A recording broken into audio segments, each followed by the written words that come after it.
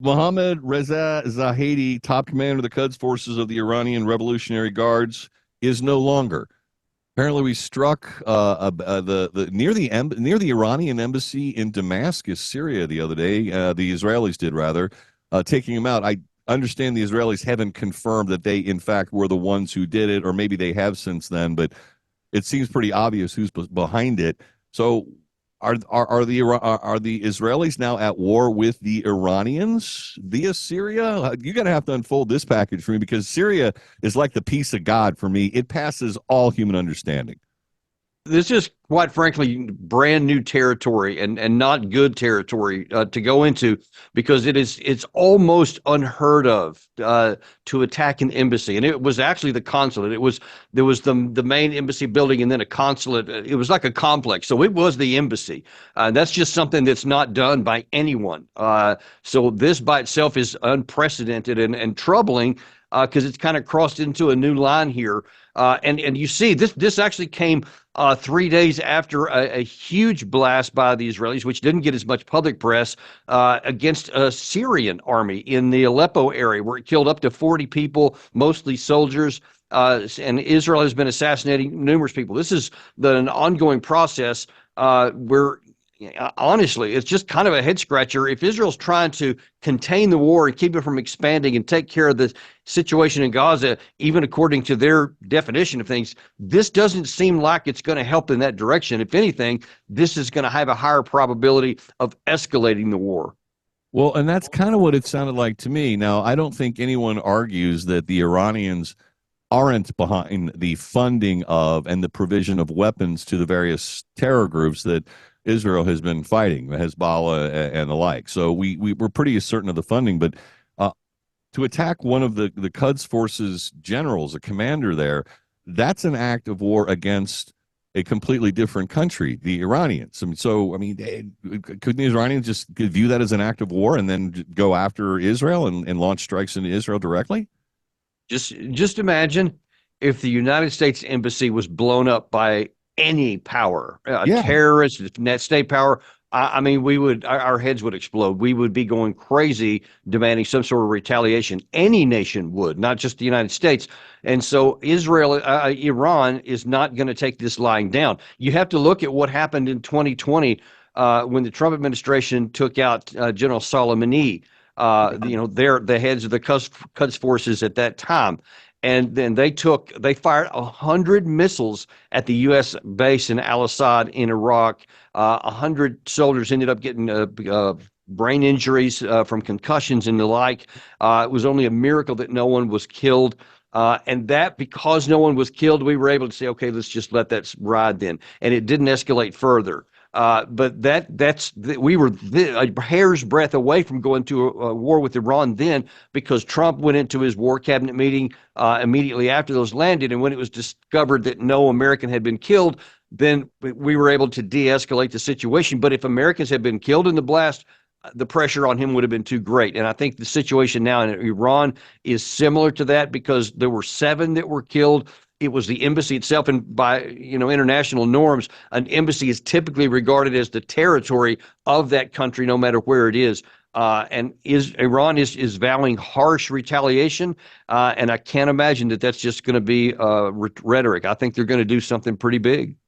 Well, I mean, they're taking a play out of our handbook, which is you got a bad guy, you bomb them. I mean, Bill Clinton bombed the aspirin factory, and some say is a diversionary tactic. We didn't have a war declared there. We've got every president since Bush randomly launching missile strikes into areas that we do not have a declaration of war, or even maybe arguably an authorization to use of military force, which I have question over whether those are even constitutional. But there's the guy. Let's blow him up. It seems to me it's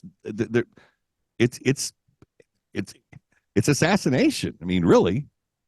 Well, I mean, it's black and white assassination, except that it's just not like a high-powered rifle, it's just taking the building out. It just shows an increasing lack of concern about what anyone in the world thinks. And look, Israel is already suffering a lot from its international image. It's taken major hits for what's going on in the Gaza Strip, especially in the potential Rafah operation to come up. But the 34 some odd thousand innocent civilians who have been killed as a part of this, I mean, they're already taking a hit. And you also have some of the Israeli generals have been musing for weeks now about the possibility that they would expand the war into Lebanon against Hezbollah. Not that they would be attacked, but that they would do the attack to keep their country safe on the north. And that's why I say everywhere you look, I keep seeing Israeli action that risk expanding the war and possibly getting us dragged into it. Well, and again, I go back to Syria. It seems that every major player in the world has boots on the ground in Syria, including the United States. What are we all doing there? I have been arguing since 2019, almost every time I'm on TV talking about this. By all rights, our troops should have been withdrawn in 2019, and really even before that. When the mission that Obama initially sent them in there for in 2014, 2015, and then Trump kept them there to deprive the ISIS of their territorial holdings in Raqqa and in Mosul in Iraq. Once those were successfully accomplished, and we had an achievable military task. We took those two cities both from ISIS. By all rights, we should have withdrawn our troops at that point. Instead, we just kept them there, and there is no mission. There is no valid mission. The administration keeps claiming over and over that, it's a ongoing anti-ISIS mission, which is nonsense. A couple of, small number of troops in each one of those places, especially in Syria, is just basically defending itself. It's like a self-licking ice cream cone, some may call it. But it's not doing anything for our national security. But we've already lost 3 troops here in the last few months when they were killed by some of these Iran-backed violent groups. And that's what we're going to continue to face. There is no reason to keep our troops in harm's way when it's not benefiting our country. And that's the case here. And we should withdraw them. Fair enough. I could probably ask you a million questions about Syria. But moving over to the terrorist attack in, of all places, Russia. It was a horrific attack, and I guess some organizations taking responsibility for it. Any connection with Ukraine, and how is it that we were able to know in advance with our intelligence to give the Russians a warning that this was going to happen? That's got a couple of red flags waving around it. Can you explain that, Daniel Davis? Well, the U.S. has been very tight-lipped about what they did. I mean, obviously, they publicly put out on our embassy website that there was a 48-hour warning on the 7th and 8th of March about a terrorist attack that could come in. I don't know, a concert hall. That was so specific.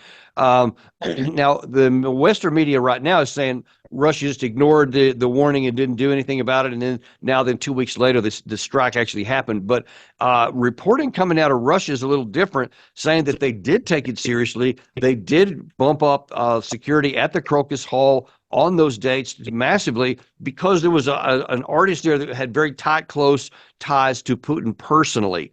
And it appears that there could have been a plan on that day, but that the extra security stopped it. And apparently the Russians thought, okay, well, we nullified that, and then the thing went on, and so they went back to normal security, and then they struck after that. So it's unclear who all was involved. The Russians have now formally claimed that the Ukrainians were involved with it. ISIS took credit for it, and they had all these videos, but the Russians claim that there is evidence that Ukraine was helping them or working together with them. And who's to say what's true or not? Everybody lies in these situations, but there is some plausible information behind that.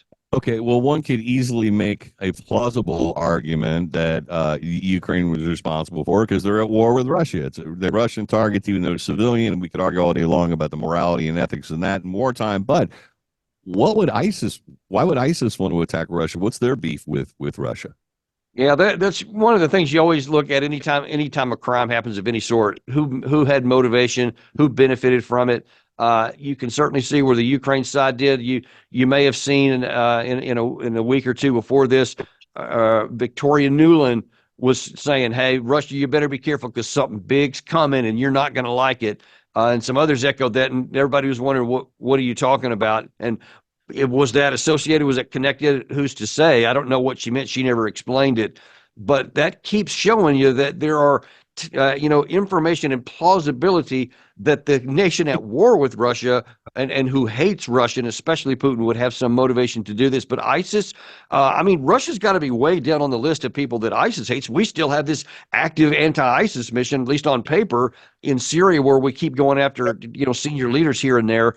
Obviously, we're at war with them in Afghanistan, where ISIS-K actually came from. So it seems odd that they would pick Russia when Russia wasn't doing anything and hadn't for years really on ISIS. But again, who's to say? It will probably be decades before we know the full truth. Well, maybe they're upset about Russia's invasion of Afghanistan so many years ago. Maybe However, that's it. real quick, looking for a plausibility here. Daniel Davis, Roy Part Company. Your threat assessment on our southern or northern border, insofar as ISIS is concerned, we are high on the list, and they could come up with a million justifications for wanting to commit terror acts here. It's happened before. Are you concerned about our southern border and the influx of illegal immigrants, got away and Yeah, absolutely, I am, because look, the way this attack happened is that these Tajik men who were already inside Russia were contacted through their social media, so Telegram channels, etc. And then they were recruited and drawn up from there. And how they got the weapons in is a separate issue that has so far not been revealed publicly anyway. But I mean, we have no idea who's in the United States, and if Ukraine, if it was ISIS, if it was the way that it was projected, that or even if it was someone else, and they recruited people from within, people who were already angry, you can imagine it would be just as easy to contact through social media people who were already in the United States to do the same kind of thing. And there's so many black market ways. There's any way to get weapons from somebody who's evil and intent upon doing it. So, yeah, I worry a lot about that. And that's why I keep saying over and over, whatever Republicans and Democrats want to do about border policy or immigration policy, argue that till the cows come home. I don't care. But secure the border.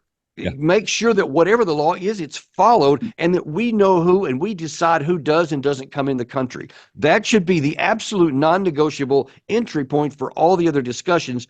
And instead, you just have virtually none on the border. And I just don't get it.